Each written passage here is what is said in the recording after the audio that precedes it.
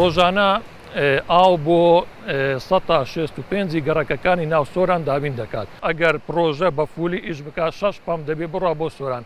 ئەو پامپانە هەر یەکەیان 430 مکعب ئاو لە سەعاتێکدا دەنێرن.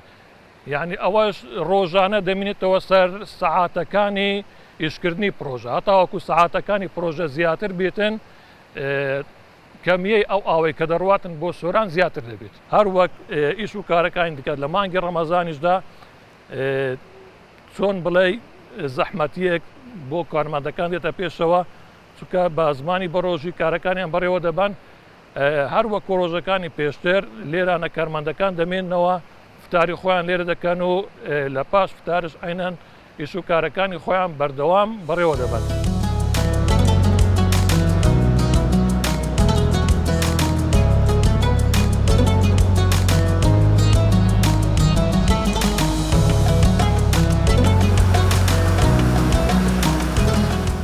ئینشاءالله خوا ڕۆژ و تاعەتی هەموو لای قبول دەکاتن هێز و توانان پێبەخشێ بۆ ئەوەی باشتر و بەهێزتر خزمەتی خەڵکی سۆران بکەن بتوانن ئەو ئاوەی کە پێویستە بۆ سۆران دابینی بکەن.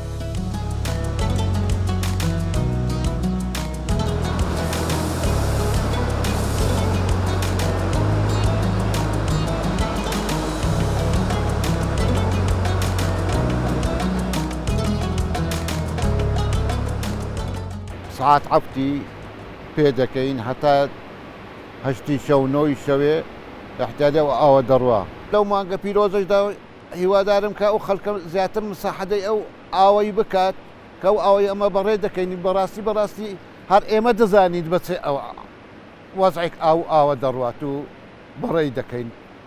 بەڵام ئەو خەڵکە ئەو خوشکانێکە لەسەبین لەسەر ئەو جادانە پێی جادەکە ئەشۆن یان سیارەی پێ ئەشۆن پێم زۆر گوناحە ئەو وەزعە.